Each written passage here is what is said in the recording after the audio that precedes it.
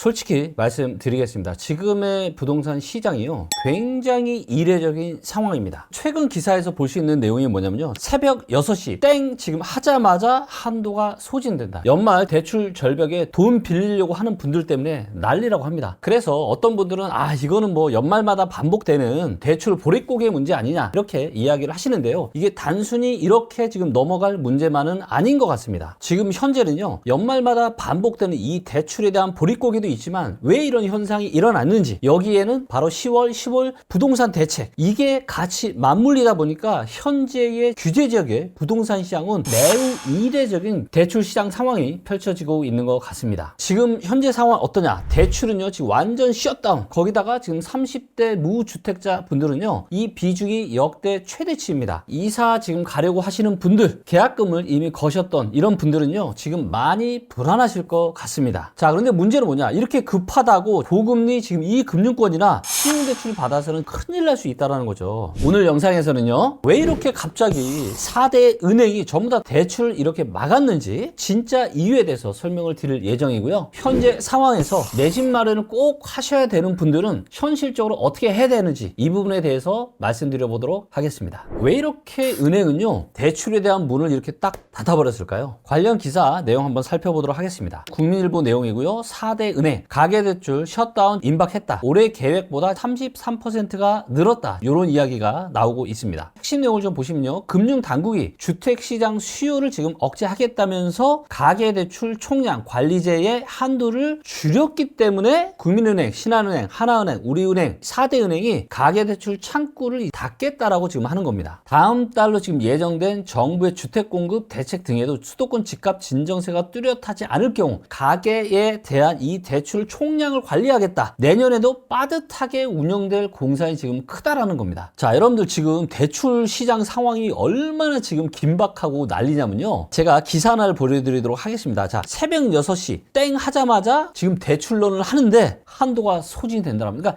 그러니까 6시에 지금 땡 하자마자 했는데도 불구하고 지금 대출이 안 받아지는 거예요. 왜 그럼 이런 일이 벌어지고 있느냐? 직장인 A씨는 아파트 잔금일을 앞두고 새벽마다 손품을 팔고 있다. 그래서 시중은행에서 신규 주택담보대출이 막혔잖아요. 그나마 매일 새벽 6시 하루치 한도가 갱신이 되는 거예요. 갱신이 되니까 매일 아침 일찍 신청을 해야 되겠죠. 이게 몇 시예요? 새벽 6시인 겁니다. 인터넷 전문은행 앱에 접속을 해가지고 6시 땡 하자마자 대출 신청 버튼 딱 누르기까지 30초밖에 안 걸렸는데 이미 한도가 끝나버린 겁니다. 돈을 빌리려고 하시는 분들이 완전 지금 비상 상황이라는 겁니다. 물론 연초에는 조금 대출에 대한 문턱이 좀 넓어지긴 하겠지만 내년 연간 총량으로 봤을 때에도 뭐예요? 대출에 대한 문은 더 빠듯하게 운영이 될 가능성이 높다라고 지금 이야기를 하고 있는 것입니다. 은행권에는 올해는 대출을 이만큼 해줘야지 라고 하는 목표액이 있거든요. 그런데 25년까지 원래 목표가 얼마였냐? 5조 9,493억 원이었습니다. 그런데 이미 대출이 나간 게 얼마냐? 아직 연말이 되지 않았음에도 불구하고 11월 20일까지 벌써 7조 8,953억이 나간 거예요. 그러니까 원래 대출을 올해 총 이만큼만 해주려고 했는데 이거보다 지금 33%가 더 많은 대출이 이미 시중에 풀려 있다는 겁니다. 그래서 지금 대출에 대한 문을 닫겠다는 겁니다. 왜? 이미 올해 더 많이 대출을 해줬거든요. 여기에 저는 크게 두 가지가 더 있다고 보는데, 첫째는 뭐예요? 지속되는 정부의 대출 규제 때문에 이제 마지막으로 대출을 끌어다가 내가 집을 살 수 있는 마지막 기회다라고 판단하신 분들이요, 정말 많았습니다. 여기에 플러스 주택담보대출 뿐만이 아니라 신용대출, 그래서 집을 사기 위해서 추가적으로 신용대출을 받으신 분들, 그 다음에 최근에 한국의 주식시장이 5월달, 6월달, 7월달, 8월달, 9월달, 10월달까지 굉장히 뜨거웠잖아요. 역사적으로 유례를 찾아볼 수 없을 만큼 굉장히 급등을 했기 때문에 앞으로도 주식시장 계속해서 상승할 거다, 이런 기대를 가지고 뭐예요? 사람들이 신용대출까지 끌어다가 주식을 하는 거죠. 25년 같은 경우는 많은 분들께서 주택담보대출, 신용대출 받아서 뭐 한 거예요? 집 사고 주식 사는데 많이 사용을 했던 겁니다. 그래서 이미 연간 한도보다 훨씬 더 많은 대출을 받았고 셧다운을 시켜나가고 있는 거다, 이렇게 판단을 좀 하시면 될 것 같습니다. 현재 지금 대출 상황이 어떤 상황이냐면요, 4대 시중은행이 지금 셧다운을 했잖아요. 그런데도 여전히 내 집 마련을 해야 되거나 이러저러한 이유로 대출을 아마 필요로 하신 분들은 굉장히 많을 줄로 압니다. 그러면 이분들은 어디로 몰릴 수밖에 없냐? 금리가 더 높은 제2금융권이나 카드론이나 이런 쪽으로 몰릴 수밖에 없는 겁니다. 정말로 위험한 상황이 아닐 수가 없습니다. 그러니까 1금융권의 이자가 뭐 한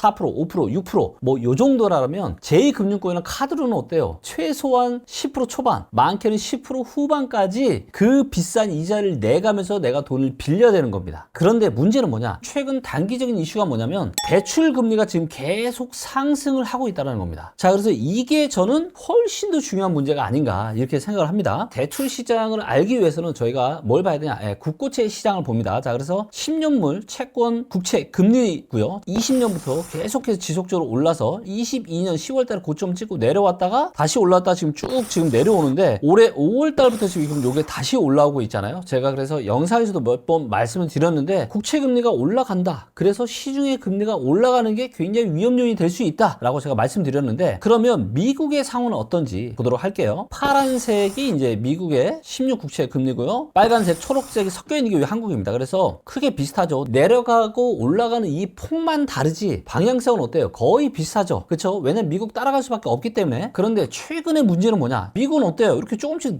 내려오고 있죠. 근데 한국은 어때요? 오히려 반대로 올라가고 있는 겁니다. 그러니까 미국은 금리가 조금씩 지금 내려가는 방향으로 가고 있는데 한국은 올라가고 있는 방향으로 가고 있다는 겁니다. 이게 지금 제가 봐서는 뭔가 상황이 뭔가 심상치 않다 이렇게 생각을 하고 있습니다. 그러면 국채 금리가 상승하는 게 도대체 내가 대출 받는 거랑 무슨 상관이 있냐? 대출 이자의 기준이 되는 거라고 보시면 돼요. 국채 금리가 올라가면은 신용대출, 담보대출 등 여기에 이금융권 대출 금리까지 모든 게 다 올라가는 거예요. 그러면 생각을 한번 해보시죠. 자, 이렇게 금리가 올라가니까 내가 신용대출을 받던 담보대출을 받던 카드론을 받던 제2금융권의 대출을 받던 내가 이전에 비해서 같은 돈을 빌리더라도요 매달 내가 상환해야 되는 이 원리금 더 많이 증가를 하는 겁니다. 이것만 문제냐? 아니죠. 또 대출 만기가 돌아오잖아요. 대출 만기가 돌아오는 개인이나 기업들도 어때요? 대출 이자가 올라가니까 뭐예요? 상당한 지금 부담이 될 수밖에 없다. 2025년 이 연말에 대출 시장 상황이 굉장히 이례적으로 심각하다 이렇게 생각을 좀 하시면 될 것 같습니다. 그러면 이제 마지막으로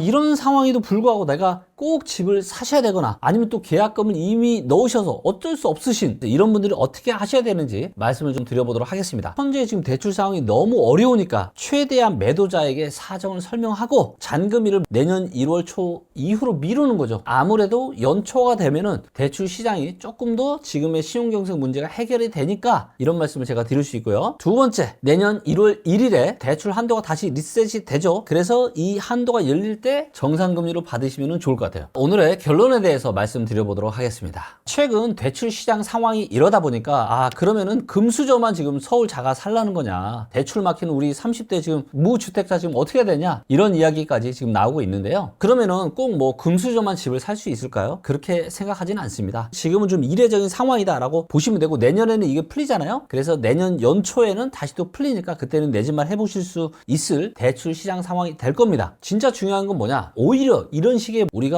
부동산 시장을 냉정하게 바라볼 수 있는 시간을 준 것이다 라고 생각을 좀 하시면서 이 조급한 마음을 조금 내려놓으시면서 차분하게 내가 현재 사려고 하는 부동산 시장, 아파트에 대한 점검을 좀 해보시면 좋을 것 같습니다. 저희 리치고 TV 보시면서 또 저희 리치고 앱 사용하시면서 저평가지역 또 함께 찾아가시면서 내년을 함께 준비해 나가면 좋을 것 같습니다. 앞으로도 저희 리치고는 많은 분들에게 도움될 수 있는 부동산 내비게이터, 부동산 등대가 될 수 있도록 노력하겠습니다. 감사합니다.